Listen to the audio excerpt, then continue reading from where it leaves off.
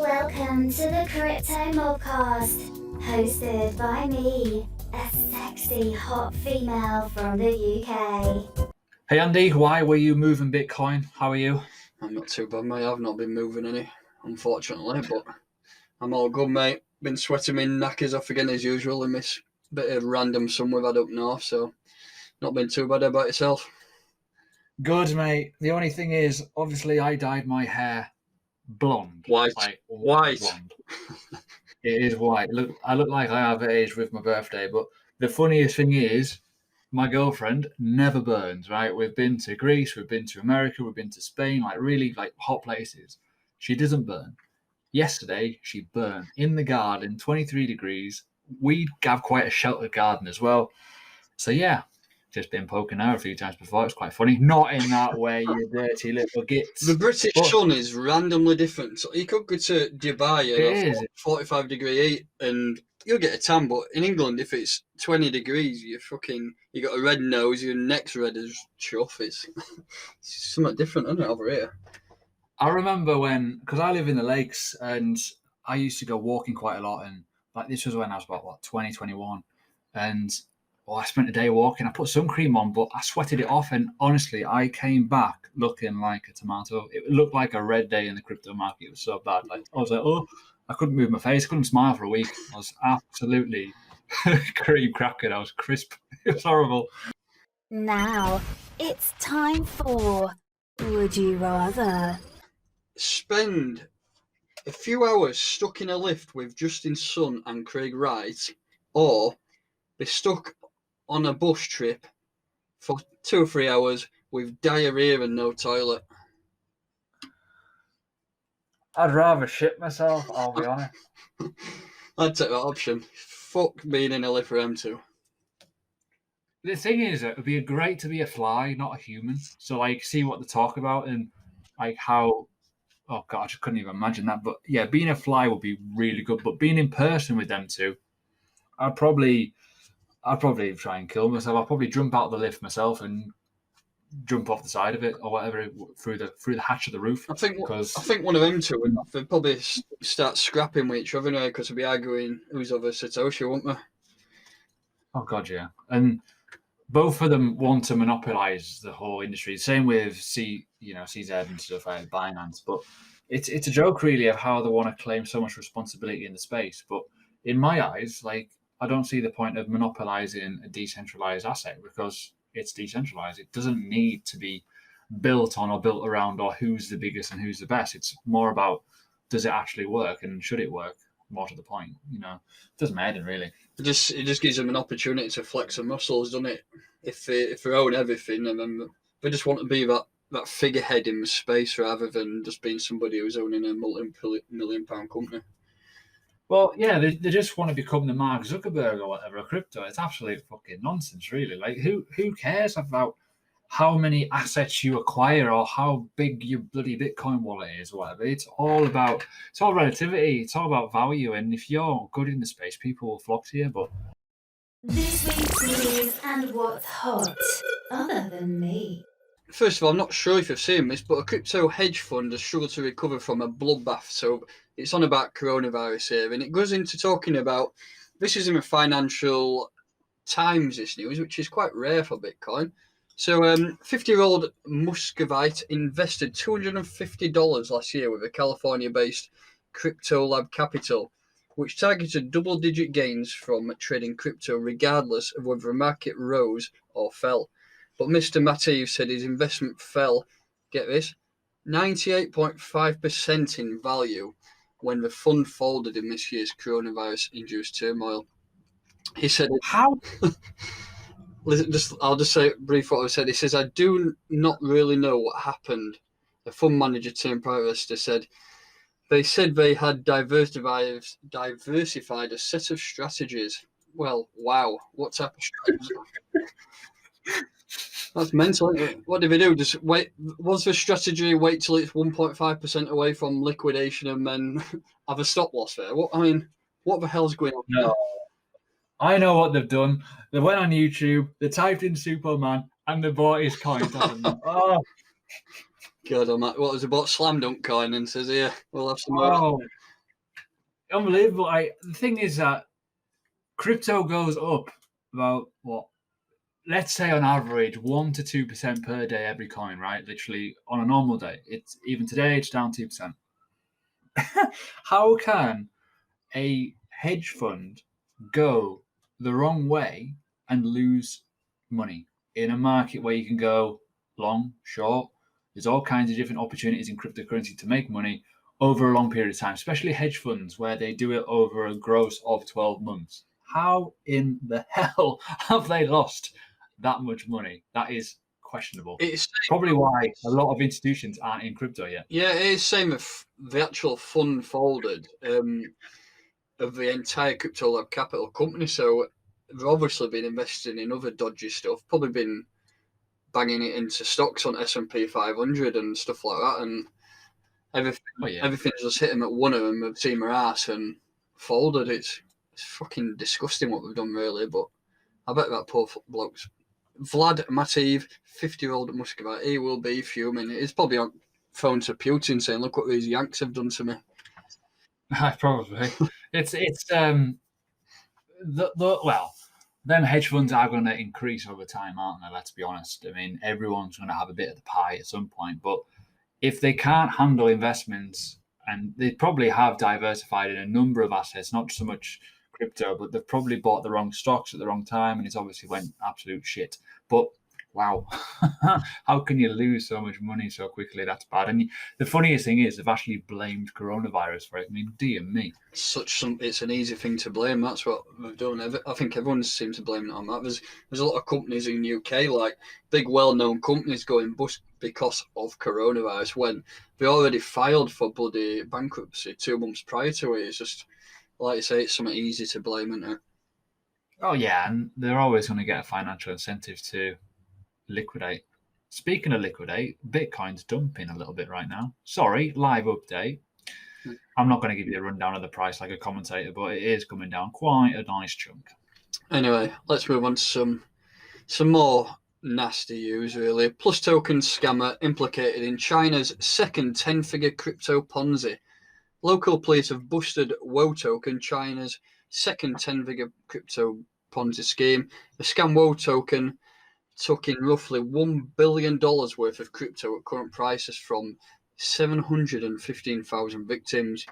One of the scam's core operators, linked to Plus Token, a multi-billion Ponzi that believed to have impacted the price trajectory of Bitcoin, which I slightly not too sure about that. It goes into the funds here which was stolen. So out of 715,249 registered users, it resulted in Wo Token accumulating 46,000 Bitcoin, over 2 million Ethereum, 292,000 Litecoin, 56,000 Bitcoin Cash, and 684,000 EOS, worth nearly $1 billion at the time of arrest. Fucking dump it. Come on, dump it, lads. Wo Token was active from July 2018 until October 2019. That's one hell of an amount of cryptocurrency. And what I've not... That's with that pump, isn't it? Yeah, it could be. You never Last know. year. Because that was when Cloud Token, Plus Token, and obviously that token were obviously getting people into the market. And we went from, 3K up to like 13K very, very fast with Bitcoin over April to, August, September time. So it kind of does correlate a little bit with price action, but wow, that's a lot of money to take and hold and possibly dump on us very, very soon. The question is, where are those funds now? Have they been held by the Chinese government? Have they not found the funds? Do they know where they are? I've not read it anywhere that tells you about where the funds are. The funds will be easy to find when they put them onto an exchange to some degree to kind of sell them. But until that happens, I don't know what the information is. But it wouldn't surprise me if it is in China as well. If they have seized it and seized assets, they've probably got the ledgers. Maybe a few broken fingers to get the passwords for those ledgers, maybe a different story. But at the end of the day, like, that is a lot of cryptocurrency for anyone to hold, no matter how old and how much skin you've got in the game. To have that much kicking around it's a lot of money, and you are a massive target regardless. And considering it's a scam, it's very, very interesting, and you just don't know what's going to happen over the next few days, weeks, months, because there's all kinds of little Ponzi schemes that do come out, do very, very well in some cases because of bloody people want to make money and stuff. But that's just mental to think how much that created in how many months was that open? It was only open for 5 months. It's crazy. So from July 2018 until October 2019. So Oh, sorry, yeah, 14 months is up. No, longer than that. 18 I months. thought it was I thought it was the same year. I thought it was 2019. Hmm. But either way, though, Christ, it's crazy, isn't it? How much something with no legitimate use case or investment properties, regulation, whatever, would make someone lose so much money. At the bottom of the article here, it does say that all 6 defendants pleaded guilty, with the court recommending prison terms of between 6 months and 11 years. Is that it? Yeah, it's not that much really to say they've conned 715,000 people. You think it'd be even if it's 1 day per person, that still doesn't add up, does it? Well, considering the founder of Silk Road has three life sentences in America for creating an online marketplace with Bitcoin as a payment transaction, which sold some illicit items. Let's be honest, but Christ, it seems a little bit lenient in my eyes. It does. If only one of them, for example, is getting 6 months' time and he actually knew everything that was going on, it's quite laughable, really, isn't it? Yeah, it's pretty bad. That, to be fair, I would. Yeah, I just if that happened in the UK, it will not be it won't be that small. It'll be pretty big, I think. Yeah, I agree. Right. Anyway, let's move on. So let's talk about active addresses. So Bitcoin has 140 times more daily active addresses than XRP. If we move down here, so Bitcoin continues to lead the popularity contest amongst the top cryptocurrencies, but it has fewer addresses with actual coins in them than Ethereum. According to data from on-chain market analysis Glassnode, Bitcoin has almost 3 times as many active addresses as Ethereum, 11 times more than Litecoin, and 140 times more than XRP. It is saying here that Bitcoin is growing faster than others. The number of new Bitcoin addresses being created each day is almost 5 times that of Ethereum. New Bitcoin addresses reached almost 420,000 in 24 hours, the day after a Bitcoin halving, in contrast to Ethereum increasing by only 90k addresses. Well, that's obvious because it was halving FOMO time, wasn't it, back then?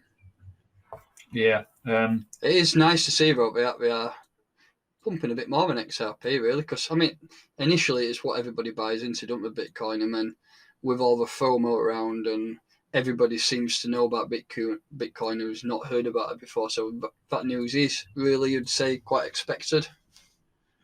The thing is, though, price action of the likes of Ethereum, XRP, etc., hasn't really hit the level yet, in my eyes, to get attention. Like, you got to remember, Bitcoin's obviously pumped a little bit halving, etc., but it still looks good having a near 10k Bitcoin, doesn't it? It's just one of those things. And if Ethereum was, say, $500, $600, the shoe will be on the other foot. People will be like, I want to buy Ethereum. Ethereum looks quite nice and tasty. It's doing really, really well. I'm going to buy that at the top because I'm an idiot. But that does happen. And, Ethereum is very, very easy to set up. We all know that. So is XRP. But Bitcoin, it's literally ready to go on your phone. Anyone can create a wallet on the phone, and that's really, really accessible. Whereas with the likes of other coins, it's not as doable on your phone. But let's get this right. It is only due to Bitcoin halving. Let's be honest. In 2 months, if Bitcoin dies a little bit and it goes down a little bit and trickles, the hype dies off, so to speak, you can bet your bottom dollar that percentage of new wallets created will definitely drop, as per the tweets, as per the social media mentions overall, YouTube videos, etc. It's just one of those things. It's governed by price and hype. It's like any speculative asset. And, if people are telling you to buy something because it's gone up 125%, just tell them to bugger off, because it's FOMO. It's like people trying to get you involved in something that you shouldn't be at the time because of X, Y, and Z reasons. But that's my 2 cents on that one anyways. Yeah, I agree, mate. It is all down to FOMO, and price action usually follows that. FOMO brings in the people, like I said, who've not heard about it before, then it gives them kick up ass to say, look what you could have, and then 2 weeks later they're buying them and they're fucking they're wrecked. So right, let's move on anyway. So main topic of this week's podcast is Bitcoin, and what has sparked the interest in this is whale alerts. And so a possible Satoshi-owned Bitcoin wallet, dormant since 2009, initiates a large crypto transfer. It's not large compared to some, but you would say is in dollar value. So the crypto transfer tracker whale alert just triggered a burst of speculation after reporting a large Bitcoin transfer from a wallet that has been inactive for more than 11 years.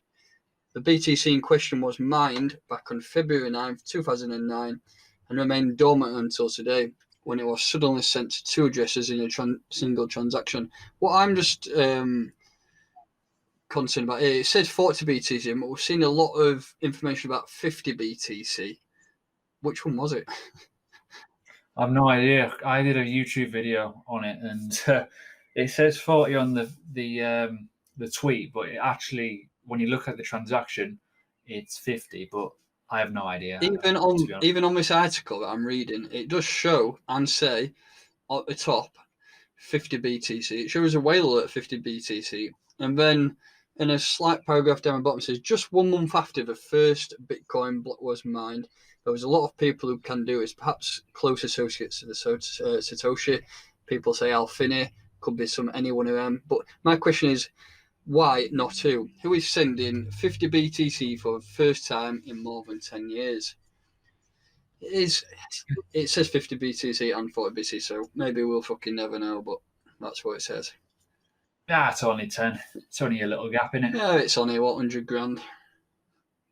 Yeah, give or take. But it's not, it's a weird one because, like, when you look at, in terms of how this works, just to give you a bit of an insight, Satoshi was the main one that was mining it at the start. He was like the overall network security kind of element. He, she, whatever, mined 1 million.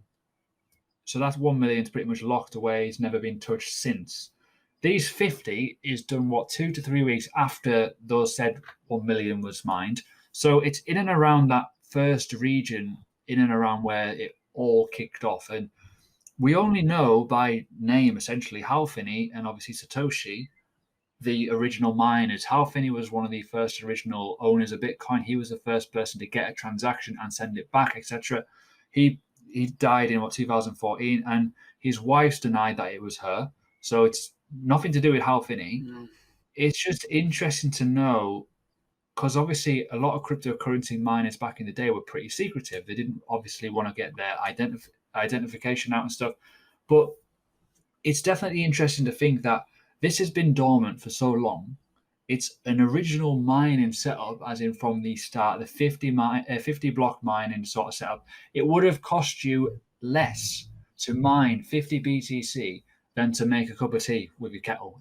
That's how low difficulty it would have been at these times. And it's really interesting to see that they have actually sent it. But in terms of who it is, haven't to Scooby, I don't think anyone will know unless someone physically proves it was them or whatever. But there's been a few little sends in the past. There's been a few in 2015 from dormant wallets and stuff like that. And it's not massively, it's not a huge rare event. It does happen, but it is, I think it's because of the timing of it. I think it's after Harvey, and I think the emotions are quite high because people wanted to go bullish.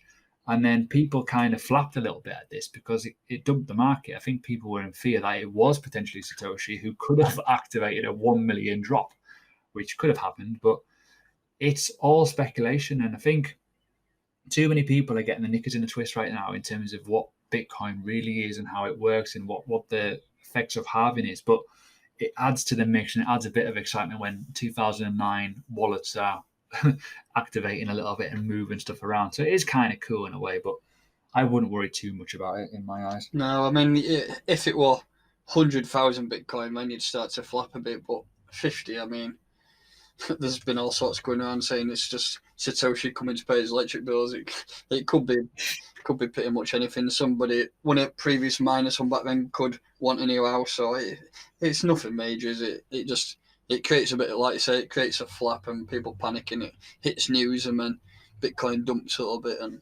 that's the way it's going to be. Like I say, if it were anything bigger, then we'd get excited, but it's naff all, isn't it? Yeah, it's just pocket change for some of these miners. It is. With that, let's move on to the main topic of today, which is talking about Bitcoin. And I'm not going to go back down to the very beginning and talk about how it started and all that, but I was going to do a brief description of what Bitcoin is in case any of you have not heard of it or used it before. So Bitcoin is a consensus network that enables a new payment system and a completely digital currency. Powered by its users, it is a peer-to-peer payment network that requires no central authority to operate. On October 31st, 2008, an individual or group of individuals operating under the name of Satoshi Nakamoto published a Bitcoin white paper and described it as a purely peer-to-peer vision of electrical cash, which would allow online payments to be sent directly from one party to another without going through a financial institution, i.e. robbing banking bastards. So Bitcoin obviously is the number one cryptocurrency out there, and it has been from the very beginning. It has a maximum supply of 21 million coins, and currently in circulation with mining, we have just over 18.3 million. Market cap is absolutely insane at $171 billion. And lastly, the all-time highs we did have was in December 2017 when we had that insane bull run, and pretty much the top 20 at least hit their all-time highs, and Bitcoin then hit $20,000 or just there over. So, and ever since then it's been a pile of shit, really, hasn't it? Nothing's happened since then apart from we did have It's dumped ever since. We did have that nice rise back last year when it jumped up to 14k, but ever since then it's been a dead cat, and it's not much been going on.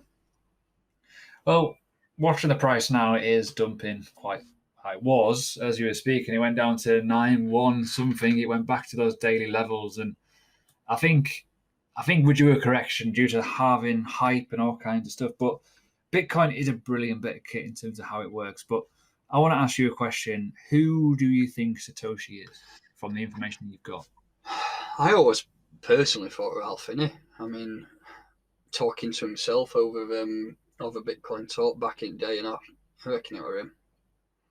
I think so as well. I think him with the help of a few others, obviously, but I think Nick Szabo's got something to do with it as well. Definitely, 100%. You can't not rule him out. No. I think, yeah, definitely Hal. I think the way he obviously spoke, how clever he was, and it's just so many things just tie together to him. And I think, I don't think I don't think that wallet will ever move due to the fact that he's probably, because he's not around, more to the point. But I think it is interesting to kind of see. But I know people think it was a CIA and stuff, but I don't think it is. I think they're not clever enough to make that sort of shit, let's be honest. But there's so many different rumors out there. But I think that's a beautiful world of cryptocurrency where you can build something and vanish, and that's where true decentralization really realistically is, even though there is some centralized parts of Bitcoin nowadays. But it's just the way it works. It's all programmed in the code. It's lovely. The halving, it's beautiful. And it should, over time, work. But there's obviously some issue with it in terms of, like, is it overvalued? Is it going to be very, very expensive over time to run? Proof of work? There's all kinds of things we can go on in this podcast about Bitcoin. We probably will hopefully hit everything. But in terms of that, another question then. Proof of work, do you think it's any good?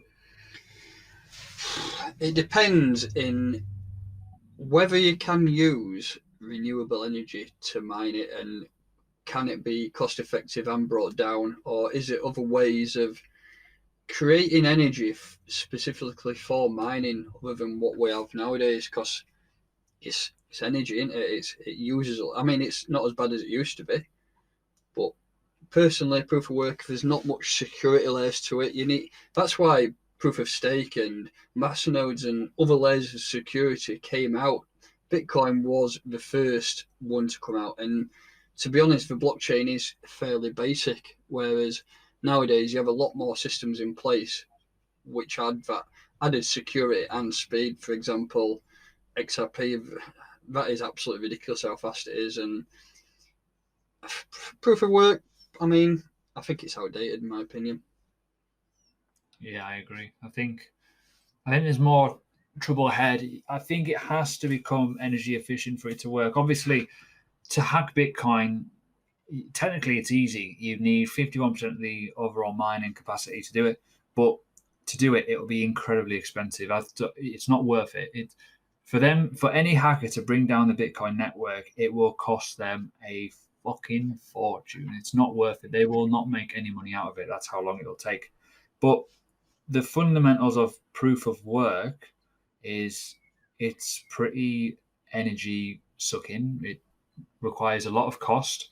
It requires a lot of land. It requires a lot of everything realistically to do it. It's not an easy thing where you can just set up in your bedroom and off you go. Those days are gone. You literally, it's crazy. Like it's probably cheaper to do a cannabis farm than it would be to mine Bitcoin these days. That's how crazy it is now. And if you haven't got any sort of ventilation, any sort of like just normal energy, especially in the UK, you got no chance of doing it. This is why the big Bitcoin miners are, they're all over China and stuff. But the one thing that's always gets mentioned is Bitcoin mining is expensive. It's dirty for the pollution, etc., air, whatever. That needs to change, but there's no way physically yet to do it, and that's a problem in my eyes. I don't know if you think the same, but that's how I look at things. 70% of all mining activity goes on in China. Renewable, well, not renewable energy, but the energy price over there is cheaper than. I mean, you cannot get away with mining Bitcoin in England. It's just it costs a fortune. It costs a fortune to fart in England. Never mind mine Bitcoin. It does. It's an absolute rip off. And I can't see them in China using renewable energy. I just can't see it. But yeah, it is tough. I mean, what would you say, for example, on the next Bitcoin halving? What do you think the price would need to be for Bitcoin mining to still be profitable? It's going to go down to, what is it, 3.1 BTC per block or something like that?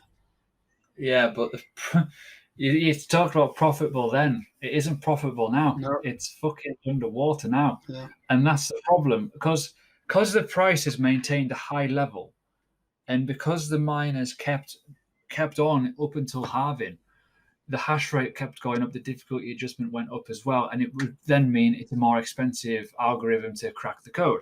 Hence, more power is required to do such a thing. Now we're at 9,100, whatever the price we're at. It's fluctuating like fuck at the moment. But understand this as a little thing for the new person. Bitcoin, every 2 weeks, it adjusts itself to remain active in terms of spend, cost, miners. But when the miners get half of their income gone forever, technically, the price has to do something to either facilitate that and make up the money, or the cost of it in terms of the difficulty adjustment has to come down.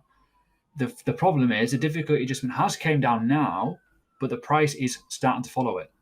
The price was always going to follow it because it always follows the price, because the more network congestion, the more people using the network, the hash rates need to work. But there was a time like I think it was a few days ago, they only knocked out about 6 blocks in about 24 hours, if that, which is kind of scary. So a lot of miners were knocked off. The transaction fees, sorry about the sirens, by the way, but I'm just going to crack on. The transaction fees were about $4 per Bitcoin. So not even per Bitcoin, per transaction. So the biggest bottleneck that we're going to find with the miners involved in terms of cost and how Bitcoin really works is when the miners knock off, it's going to get very, very expensive to send Bitcoin because there's less miners on the network. That would then make eventually the hash rate will fall due to that. So it weeds out all the shit miners and all the big ones will take over. So there's always going to be problems with proof of work because of the cost of it. It's a fine balancing act because you're always going to have an expensive Bitcoin at some point, maybe, who knows. But to maintain an expensive Bitcoin, it has to be worth it. It has to have demand. It has to have all this kind of stuff going on with it. But if the miners go, this isn't for me, guys. I'm off. I'm away. I lived the dream. I'm away. Then the network could potentially stop, which is kind of the worrying point of it. So there has to be some sort of way in the next 1 to 2 halvings to crack the code of, can we make Bitcoin or any sort of renewable energy efficient for running the Bitcoin network? And they're not going to change the code. They're not going to change how Bitcoin is implemented due to the original code, but they've got to change how energy is provided. That's my overall viewpoint. It's either that or focus on a different cryptocurrency and leave Bitcoin behind, because that's what could happen. There's all these other competitors out there, which is probably into millions of coins now, trying to make something that's better and that mass adoption can take over. But yeah, it costs too much to mine. I mean, looking at hash rate now, it's on its ass. It is absolutely dropping like a lead balloon at the last 24 hours. It's because they've all knocked off. A lot of them are no longer profitable. And we're going to see I think we're going to see a massive drop in price, which will then eventually bring down all the hash rate and the difficulty adjustment to correct itself. And then the price may settle from there. But in my viewpoint, I think that it's stick or twist, isn't it? It's either we've got Bitcoin, let's make it more energy efficient for running, or we develop something a bit better, which will work. But the overall network is Bitcoin. The overall exchanges are Bitcoin. It's going to be really interesting to see if they do actually do that. Unlikely, though, in my eyes. Yeah, quite unlikely. It would be nice if something else took a lead. It's like a spinning the lead for, 13 years now. It'd be nice for something else to take over. I'm quite a fan of Ethereum. I'd like to just to shoot up and leave it in dust a little bit, to be honest. But to tell you what, if Ethereum was the number one coin and we're buying at these low levels, you're going to be pretty damn rich. Not financial advice, by the way, but just the maths. The maths will tell you that in terms of where things could go in terms of market cap. I do have a question, though. And it's a question that has now literally vanished out of the top of my head. But actually, no, it hasn't. It's back. Value. Do you think Bitcoin is overvalued? Personally, just say yes. Personally, for me, it is, yeah, because I won't buy it at this price. So that means you're from Yorkshire. I won't buy it at fucking 20 pence. But yeah, no, you take that. I do. I would like a nice cheaper Bitcoin. I'm still think we're going to close that gap at 3,555. I'm going for there. That's a very low ball estimate, but we need to close the fucking gap. And that's where I've lined my chat up to give me some alerts to say, Andy, buy as much as you can. Yeah. Leave the job alone. Live off Bitcoin. Live in the garden. No more working. I won't have to get up at 3:30 every morning and drive 60 miles and then 12 hours and then back again. I won't have to do that. Oh, we're dumping. Yeah, I'm just watching chart. It is looking horrendous. Bitcoin's at $9,100. By the time this goes out on Sunday, hopefully it's at about 80 pence. And then we can all retire. I'm nearly back in profit. But the thing is, right, but go back to is it overvalued, undervalued? A lot of people believe, right, we're going to come on to a little bit of another topic here, but people believe that it's undervalued due to the stock flow ratio, right? I'll try and explain it in a very, very simple line, but it's quite hard to explain it without showing you. The stock flow ratio is like a mathematical based model that is governed by scarcity, governed by the mining rate of, it's basically taken from the gold model of, circulation, supply, controlling that. Gold is pretty much controlled, it's centralized, but Bitcoin's decentralized, but it's also got a controlled supply. It's the only real asset you can buy, essentially, that has absolute scarcity. We know there's 21 million. We know there's so much in the tip that is stuck or lost forever.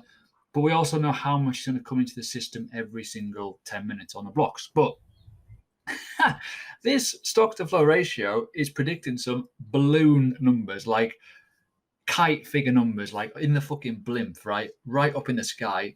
And those people believe that buying Bitcoin at 10K, 9K, 8K, it's all relative because we're going to go up to the moon and we're going to hit 125,000 and make a 10x, right? I personally believe that's very, very unlikely. I've openly said on my YouTube and stuff like that, I don't think we're going to get a six-figure Bitcoin because I don't think the authorities will let us. Remember, we have futures now, so that's interesting. But my question to you is, stock flow ratio, do you think it's all bollocks or do you think there's some substance to that with Bitcoin? I think it's a lot of bollocks. I do. I really do. If you take Bitcoin, for example, the stock to flow does not work when, for example, on the halving 1 and 2, it shot up over 5,000%. You can't say that's going to go in a stock to flow ratio model, can you? They can't put thousands of percents like that and just say, oh, yeah, this is going to happen. It's not going to happen. As in 120K, I mean, it can happen. I'm not going to say it's not, but so let's take the first halving, that shot up, about 9,000% over a year. The second halving, 3,000% over, over 18 months. After that, this halving, you would say if that's going down a third, so you'd expect 300%. It's still not going to go up that much, is it? It's not going to shoot 220K over next year. Not a chance, in my opinion. The thing is, though, right, it's all relative, but you've got the futures markets. People can now short it. That data has been nicely wrote off those articles. Oh, it doesn't matter about shorting. Yes, it does, because people are going to send it the other way. They're not going to. That's a way of controlling the price. It's not how gold got controlled.